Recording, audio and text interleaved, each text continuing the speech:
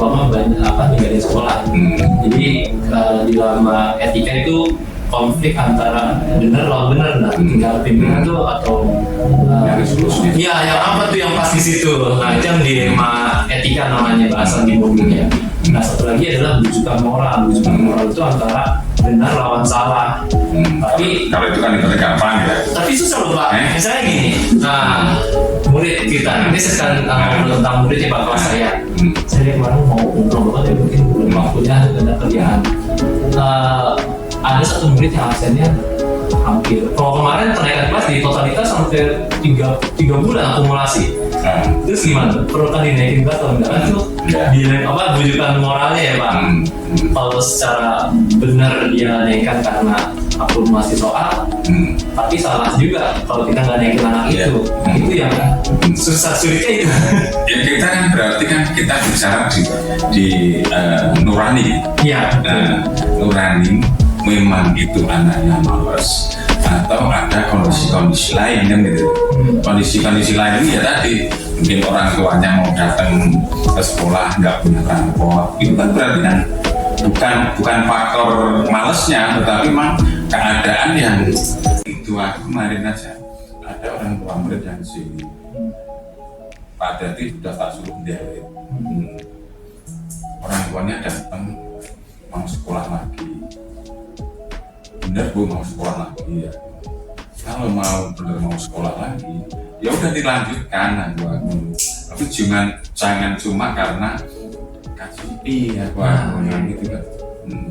Akhirnya ya itu tak suruh membuat pernyataan, katakanlah mungkin ya kalau itu kesibukan seminggu ya dia kan Pak kalau seminggu nggak berangkat ya, jangan seperti itu. Nah, itu kan mungkin nanti ya kalau secara formal kan nggak boleh, tetapi kan dalam hati kan kita kan juga kalau memang keadaan mau game lagi kan gitu.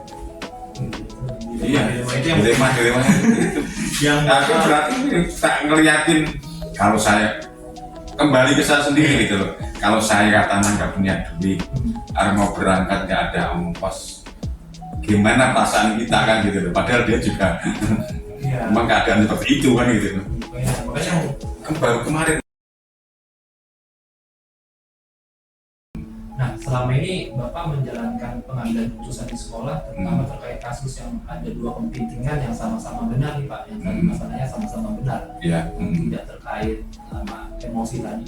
Gimana Bapak menjalankan pengambilan keputusan? Untuk menjalankan keputusan yang sama-sama baik, yang pertama yang kami lakukan adalah dari pribadi saya sendiri. Artinya dalam mengambil suatu keputusan, kita itu benar-benar dalam stabil, tidak dalam keadaan marah, tidak dalam keadaan senang, tidak dalam keadaan sedih, sehingga kalau ada masukan-masukan orang lain itu kita bisa menyaring kan gitu. Apakah itu benar, apakah itu salah kan gitu.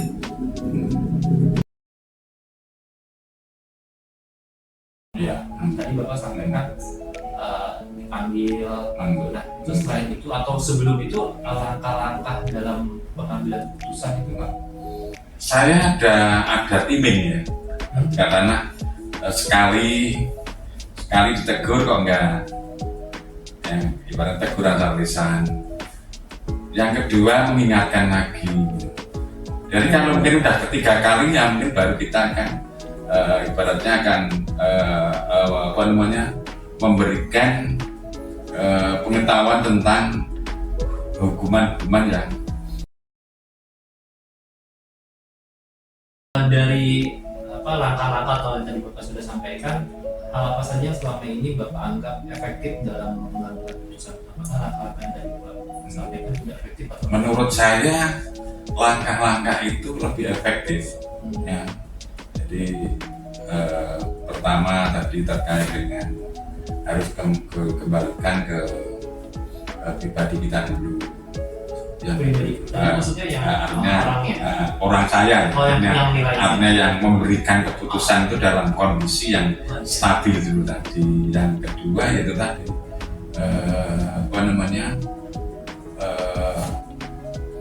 minta pendapat dari teman-teman yang lain gitu. Jadi kalau ada kasus seperti ini, kita kan nggak bisa segala sesuatu kita putuskan sendiri, tetapi harus ada masukan-masukan dari pihak lain kan gitu.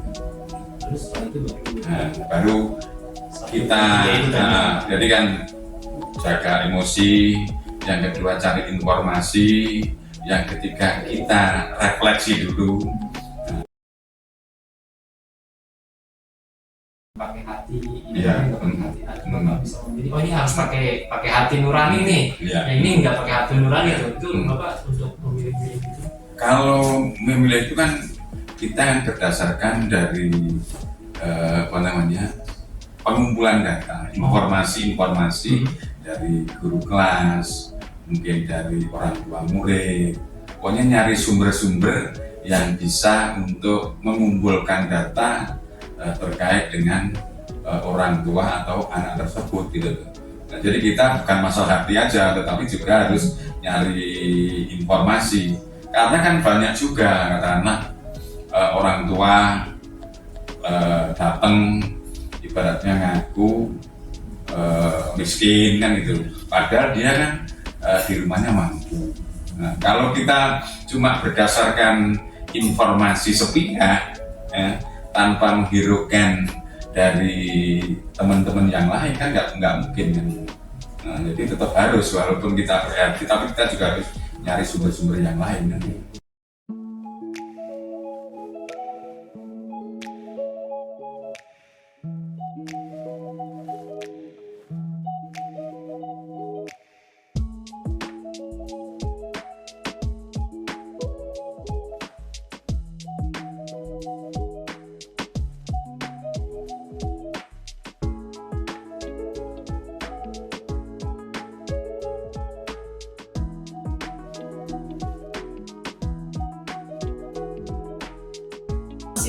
Soalnya gini, ketika kita datang supervisi itu beda ketika mereka ngajar biasa. Saya bilang jangan begitu. Ketika supervisi ya, nggak supervisi pun tetap kita konsisten ngajarnya ya harus sesuai dengan aturan, sesuai dengan fokusnya ya ke anak, student center. Bukan guru yang jelaskan dari ujung ke ujung gitu. Terus anak-anak suruh diem aja, enggak, itu jauh banget dari sasaran, apalagi kurikulum merdeka ya. Udah jauh banget itu kalau begitu. Tapi saya udah gaungkan dari awal dirubah gitu. Tapi alhamdulillah sedikit-sedikit sudah mulai berubah. Salah satu yang membuat mereka berubah adalah ketika mereka melihat video-video yang di PMM dan kewajiban wajib mengakses PMM gitu. Bukan kita mau membandingkan, tapi ketika kinerjanya berbeda antara mungkin yang usianya sudah mau mendekati pensiun dengan usia yang masih baru, yang masih fresh graduate, bagaimana Ibu mengambil keputusan di sekolah terkait tadi yang Ibu supervisi? Tentunya ya kita analisa dulu apa yang menjadi permasalahan mereka ketika mereka tidak belajar secara maksimal. Terus pas sudah dianalisis, saya melihat apa sih yang menjadi kendala dari mereka itu dalam mengajar, identifikasi dulu permasalahannya apa. Ada yang mungkin hanya motivasi saja, hanya butuh motivasi aja ada, walaupun di usianya tua, tetapi ketika diberi motivasi berubahnya cepat ada. Ada juga karena saya menganggap usia itu bukan alasan, bahkan ada yang lebih muda ada yang usianya muda tapi ngajarnya pun masih perlu diperbaiki. Karena mereka hanya ini udah benar, mereka menganggap itu benar gitu. Tapi ya saya sebagai supervisor ya harusnya mengingatkan bahwa apa yang mereka lakukan di dalam pembelajaran itu ada hal-hal yang bisa diperbaiki. Contoh tantangannya apa Bu yang terberat? Tantangannya pasti diantaranya adalah tentunya mereka menganggap saya ya sedikit banyak maunya misalkan. Kemudian tantangannya tentunya ya, tapi kalau saya berpikir sih itu tantangan yang biasa, misalnya paling mencibir ya itu biasa namanya manusia ya, oh itu banyak maunya ini. Tapi saya tekankan lagi, ini bukan untuk saya, untuk sekolah, dimana kita buminya sekarang bumi Marunda 01 dari jam 7 sampai 6.30 sampai jam 15 kita tuh di sini mengabdinya di sini, semua kehidupan kita tuh fokusnya adalah buat Marunda 01 dari segi siswa, nama baik, kinerja, itu aja saya tekankan. Jadi digugah bahwa Bapak itu punya kewajiban untuk melaksanakan pekerjaan. Bukan sekedar datang pada tangan sama kita pun kalau terlambat lalu lari sampai handingnya telat gitu. Tapi giliran murid kenapa-napa biasa aja B aja gitu. Jadi karena akses PMN kita banyak, jadi di rapor pendidikan itu kita warnanya hijau berarti baik. Dan di tahun 2023 ini ketika bulan Juli itu sudah saya gerakan belum bergerak, masuk ke Agustus dipaksa. Oh yang PMM ini ya Yang tahun 2023 tahun pelajaran ini. 2 Agustus dipaksa, belum respon. September saya paksa ulang dengan sedikit tekanan ya. Dari awal tahun pelajaran ibu langsung ingat? Iya, karena kan saya udah diklat. Saya kan Juni diklat. Rapor pendidikan di 2022 udah hijau, masa 2023 jadi kuning sama merah gara-gara guru nggak akses? Karena akses itu kan di progres setiap tahun. Iya. Nah akhirnya paksa, alhamdulillah sekarang tingkat aksesnya dari 16 personil, guru kelas, kepala sekolah dan itu sudah akses semua. Artinya skornya tinggi. Cuman yang masih rendah itu aksi nyata sama webinarnya. Jadi melihat webinar yang ada, mengikuti webinar yang ada di PEN. Dan itu semua sebenarnya bukan hanya capaian dari topik yang diklik-klik itu. Saya bilang jangan cuma ngeklik, ilmunya nggak ada, tetapi videonya didengerin. Betapa hebatnya kita guru yang namanya diferensiasi siapa sih, gitu. Sebagaimana melaksanakan itu nggak mudah, kalau kita nggak tahu. Udah tahu aja melaksanakannya susah, apalagi nggak tahu teorinya kan gitu. Saya ingat kalau nggak tahu malu ya saya ikutan kan. Jadi intinya salah satu solusi dari permasalahan untuk perbaikan pembelajaran di kelas adalah ya tadi menindaklanjuti apa yang menjadi hasil supervisi, kemudian cari kegiatan-kegiatan yang untuk meningkatkan kompetensi mereka. Tentunya dengan cara yang baik, dengan cara yang tidak menentang, tidak berlawanan dengan kehendak mereka, karena kalau mereka dipaksa dengan cara yang salah aja mereka akan menentang. Tapi kalau dipaksa dengan cara yang benar, tumpuklah di media saya laporan jurnal capaian PMM. Itu menarik tuh, dipaksa dengan cara yang benar tuh kayak apa ya Bu? Digugah hatinya lah. Oh, oke. Maksudnya bukan ngegas tanda kutip. Digugah hatinya. Bapak Ibu mau begini terus? Bapak itu pahlawan. Saya bilang gini, Bapak Ibu itu adalah pahlawan buat sekolah ini. Kalau Bapak Ibu akses PMM, ada capaian-capaian yang Bapak Ibu lakukan. Pertama, Bapak Ibu jadi pinter, memahami banyak hal. Pembelajaran insya Allah bisa berubah. Yang kedua, pahlawan buat sekolah. Itu rapot pendidikan itu dilihat. Sekarang yang lagi ngetren itu rapot pendidikan. Kalau pendidikannya kuning, merah, itu yang salah siapa? Ya kepala sekolah sama guru. Mereka tidak mampu mengelola sekolah ini bisa menjadi lebih baik, karena apapun yang kita lakukan, kalau indikator secara nasionalnya kita tidak tercapai, nonsen. Saya guru baik, saya kepala sekolah baik, guru saya mah tertib, tapi rapot mutunya, rapot pendidikannya kuning sama merah. Orang percaya?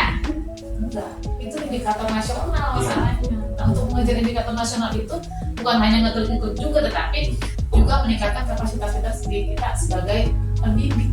Masa pendidik orang-orang udah buat kurikulum merdeka, udah diferensiasi, udah bikin modul, kita cuma ngukur yang itu aja. Ya.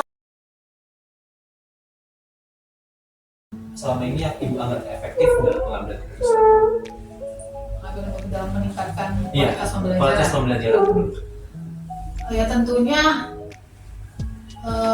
kita analisis dulu kemampuan mereka dari supervisi itu kan.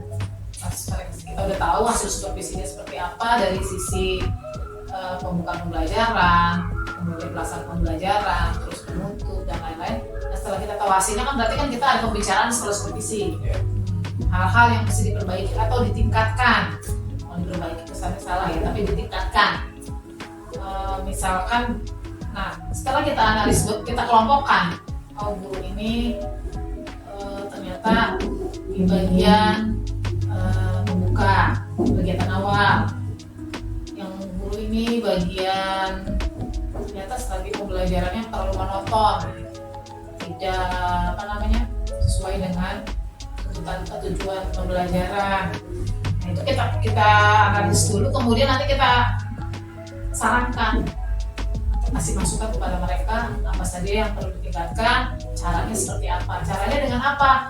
Nggak mesti saya yang ngajarin, nggak mesti kepala sekolah yang ngajarin, kita arahkan mereka untuk melihat, apalagi zaman sekarang, lihat di PMM itu kalau mereka mengajar itu semuanya sudah ada dari A sampai Z, bahkan modul ajar aja sudah ada. Jadi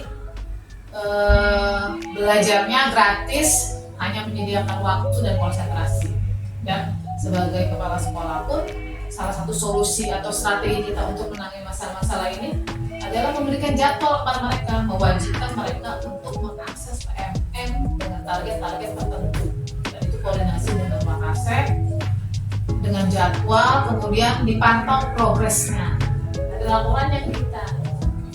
Jadwalnya berapa biasanya? Per minggu.